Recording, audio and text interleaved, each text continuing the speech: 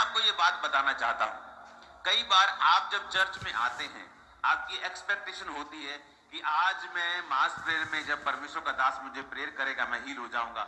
आज आप अपने दिमाग में एक फोटो बना के आते हैं कि आज परमेश्वर मुझे इस तरह से छुएगा और मैं हील हो जाऊंगा। वो फोटो कई बार सही तो होती है लेकिन कंप्लीट नहीं होती। आपको ये तो अंदर से मालूम होता है, परमेश्वर का आत्मा आपको इतनी सी बात कर देता है कि मैं तुझे छूऊंगा, लेकिन हम दिमाग में जो पिक्चर बनाते हैं वो अपने थिंकिंग से बना लेते हैं। अच्छा, इसका मतलब आज प्रभु का दास मुझे छुएगा, अच्छा इसका मतलब आज मास प्रेयर में कोई मेरे लिए भविष्यवाणी होगी, अच्छा इसका मतलब। लेकिन हर बार ऐसा नहीं होता। लेकिन जो परमेश्वर ने आपको बोला होता है आपके हार्ट में, आपके दिल में, कि मैं तुझे छूऊंगा और तुझे डिलीवर करूंगा, वो सच्चाई होती है। लेकिन अब होता कैसे मैं आपको बताता हूं। बाइबल कहती है नमान कोड़ी नाम का एक व्यक्ति था, प्रतिष्ठित था, राजघराने का था और राजा की बड़ी हेल्प की थी उसने बड़ी लड़ाइयों को जीतने के लिए। लेकिन वचन कहता है पर वो कोड़ी था और उसके घर में एक छोटी लड़की काम करती थी जो इजरायली थी, और उसने कहा कि अगर मेरा स्वामी शमरोन के किसी अच्छे दास के पास, किसी नबी के पास होता तो वो इसको ठीक कर सकता था। जब उसने ये बात सुनी तो वो वहां पे गया और उसने क्या फोटो बना के गया वहां पे कि बाहर अब अलीशा बाहर आएगा और मेरे सिर पे हाथ रखेगा, तेल मलेगा और मुझे बोलेगा कि यहोवा तेरा कोढ़ दूर करता है। इस तरह की फोटो वो बना के आया। उसे ये तो मालूम था कि वो चंगा हो जाएगा उसकी गवाहियां सुन के, पर अब फोटो जो थी उसके दिमाग में वो परमेश्वर की ओर से नहीं थी। और बाइबल कहती है अलीशा ने अंदर से क्या भेजा संदेशा कि जा और यरदन नदी में जाके 7 बार डुबकी मार ले, तेरा कोढ़ ठीक हो जाएगा। और वो गुस्सा करके कि यार मुझ पे तो ले हैंड होना चाहिए था, मुझ पे तो ये काम होना चाहिए था, ऐसे तो मैं डिलीवर ही नहीं होऊंगा, ऐसे तो मैं हील ही नहीं होऊंगा, चंगा ही नहीं होऊंगा। लेकिन बाइबल कहती है उसका सेवक उसको क्या कहता है कि अगर खुदा के दास ने तुझे बड़ा काम करने के लिए कहा होता तू क्या ना करता।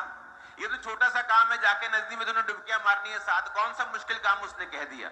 और बाइबल कहती जैसे ही वो 7 डुबकियां मार के बाहर आया, उसका जो शरीर था वो बच्चों के समान हो चुका था, साफ हो चुका था, क्लीन हो चुका था।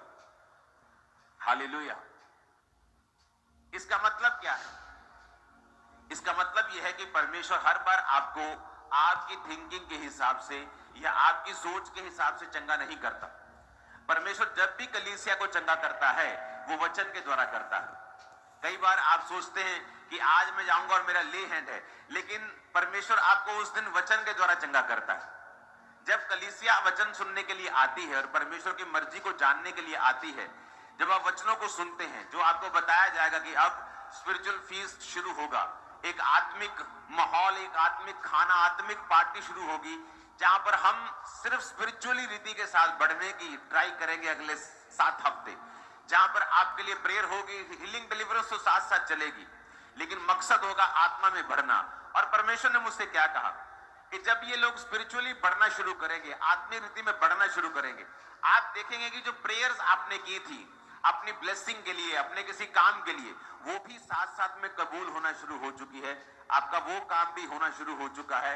आप फिर समझ जाएंगे ये बात कि हाँ, पहले परमेश्वर ने हमें डिलीवर किया डिलीवरेंस वीक्स के दौरान, अब वो ये चाहता है कि हम स्पिरिचुअली ग्रो करें, ताकि जो ब्लेसिंग रुकी है, ताकि जो काम मेरा रुका हुआ है, ताकि जो चीज मैं प्रेयर से भी नहीं पा रहा हूं, जब आप स्पिरिचुअली रीति के साथ ग्रो करने लगेंगे वो आपको मिलने लगेगी।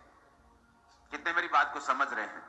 तो आप कोई भी जन अगले 7 हफ्ते, अगले 6-7 हफ्ते आप लोग कोई भी इसको ऐसे नहीं लेंगे कि हाँ आज सिंपल थर्सडे, आज सिंपल संडे है, क्योंकि हर थर्सडे हर संडे, चाहे मुझे एग्जैक्ट डेट मालूम नहीं है कि फॉरेन का क्रूसेड है शायद अगले महीने, लेकिन मैं उसको दिमाग में पोस्टपोन कर चुका हूं कि मुझे उसे पोस्टपोन करना है और मुझे ये स्पिरिचुअल फीस्ट में रहना है और लोगों को ब्लेस करना है।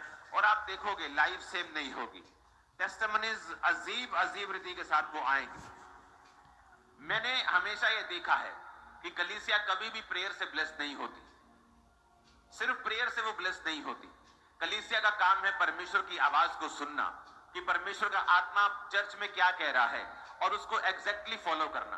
कई बार जो फोटोज आपने अपने दिमाग में बनाई होती हैं कि किस तरह से परमेश्वर आपको छुएगा, कई बार वो ऐसे नहीं होता, लेकिन ये आपको मालूम होता है कि परमेश्वर आपको छुएगा, लेकिन वो फोटो जो दिमाग में बनी है तरीका किस तरह से, वो आपको मालूम नहीं होता। लेकिन वो परमेश्वर अलग अलग रीति के साथ आपकी लाइफ में काम करता है। जब आप स्पिरिचुअल फीस्ट में शामिल होंगे, जब लोग शायद फिजिकल फीस्ट कर रहे होंगे, हम चर्च में अगले हफ्ते कुछ हफ्ते फिजिकल नहीं स्पिरिचुअल फीस्ट करेंगे।